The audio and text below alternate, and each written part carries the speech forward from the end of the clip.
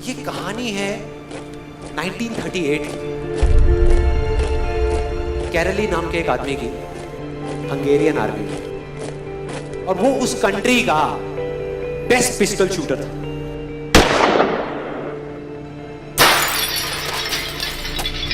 जितनी भी national championships हुई थी उस कंट्री में, उसको वो जीत चुका था। और सबको ऑलमोस्ट कंफर्म था कि 1940s में जो ओलंपिक्स होने वाले हैं उसमें गोल्ड मेडल केरली को ही मिलेगा। और उसने सालों से ट्रेनिंग करी थी। उसका एक ही सपना था, एक ही फोकस था कि मुझे अपने इस हाथ को दुनिया का बेस्ट शूटिंग हैंड बनाना है, बेस्ट बनाना है, बेस्ट बनाना है। और वो कामयाब हो गया, उसने बना लिया बेस्ट शूटिंग हैंड। सिर्फ 2 साल का फर्क था। 1938 में एक आर्मी का ट्रेनिंग कैंप चल रहा था। क्योंकि वो आर्मी में था तो एक एक्सीडेंट हो गया। उसके उसी हाथ में जिससे उसने गोल्ड मेडल जीतना था, उसमें एक हैंड ग्रेनेड फट गया और वो हाथ चला गया। जो उसका सपना था, जो फोकस था, सब खत्म।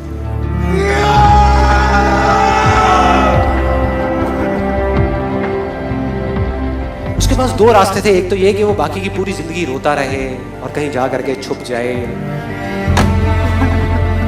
या अपना जो गोल था जिस पे उसने फोकस किया हुआ था उसको पकड़ करके रखे। तो उसने फोकस किया उस पे नहीं जो चला गया था, जो उसके पास नहीं था। उसने फोकस किया उस पे जो उसके पास था।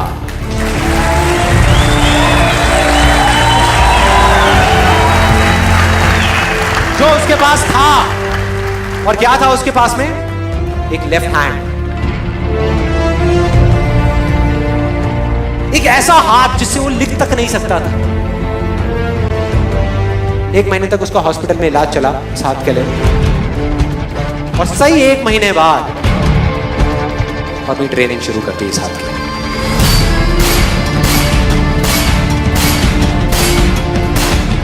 ट्रेनिंग के 1 साल बाद, मतलब कि 1939 में वो वापस आया। नेशनल चैंपियनशिप्स हो रही थी वहीं पे हंगरी में, और बाकी भी बहुत सारे पिस्टल शूटर्स थे वहां पे।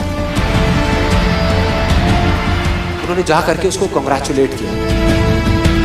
कहा कि यार देखो, ये होता है जज्बा, ये होती है स्पोर्ट्समैन स्पिरिट, कि इतना सब कुछ होने के बाद भी तुम यहां पर आए हो हमको देखने के लिए और हमारा हौसला बढ़ाने के लिए। किसी को नहीं पता था कि वो 1 साल से अपनी ट्रेनिंग कर रहा था लेफ्ट हैंड की। और उसने जवाब दिया, मैं यहां पर तुम्हारा हौसला बढ़ाने नहीं आया, तुम्हारे साथ कॉम्पीट करने आया हूं, तुमसे लड़ने आया हूं, तैयार हो जाओ। और कंपटीशन हुआ।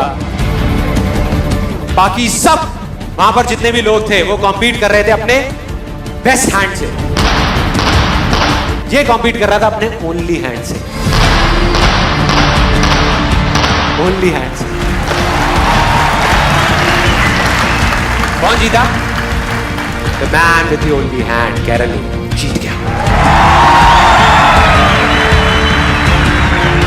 लेकिन वो यहां नहीं रुका। उसका गोल क्लियर था कि मुझे इस हाथ को इस कंट्री का नहीं, इस पूरी दुनिया का बेस्ट शूटिंग हैंड बनाना है। उसने अपना सारा फोकस उठा करके डाला 1940 पे, जब ओलंपिक्स होने वाले थे। लेकिन 1940s के ओलंपिक्स कैंसिल हो गए वर्ल्ड वॉर की वजह से।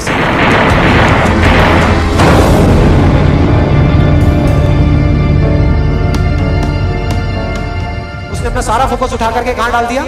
1944 में जो ओलंपिक्स होने वाले थे उसके ऊपर। 1944 में जो ओलंपिक्स होने वाले थे वो भी कैंसिल हो गए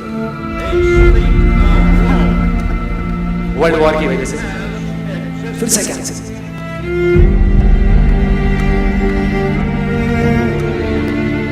उसने अपना सारा फोकस उठा करके डाल दिया 1948 के ओलंपिक्स में। 1938 में उसकी एज थी 28 साल। 1948 में उसकी एज हो चुकी थी 38 इयर्स। और जो यंगर जो प्लेयर्स आते हैं निकल करके, उनसे कॉम्पीट करना मुश्किल होता चला जाता है। लेकिन मुश्किल नाम का ये वर्ड था ही नहीं उसकी डिक्शनरी में। वो गया, पूरे वर्ल्ड के बेस्ट शूटर्स आए हुए थे जो अपने बेस्ट हैंड से कॉम्पीट कर रहे थे, और ये अपने ओनली हैंड से कॉम्पीट कर रहा था। और कौन जीता? The man with the only hand.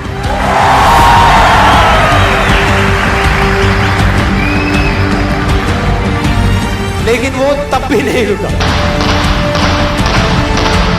1952 Olympics, दोबारा कॉम्पीट किया उसने, और इस बार गोल्ड मेडल कौन जीता? गैरल ली।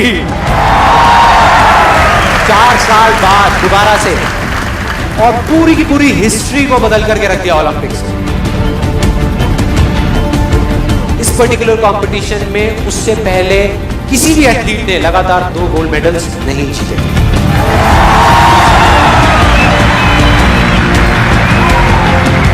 अब किसी भी लूजर के पास चले जाओ, उसके पास लिस्ट होगी बहानों की कि मैं इस वजह से फेल हुआ अपनी लाइफ में, इस वजह से मैं कुछ नहीं कर पाया। बहुत लंबी लिस्ट है।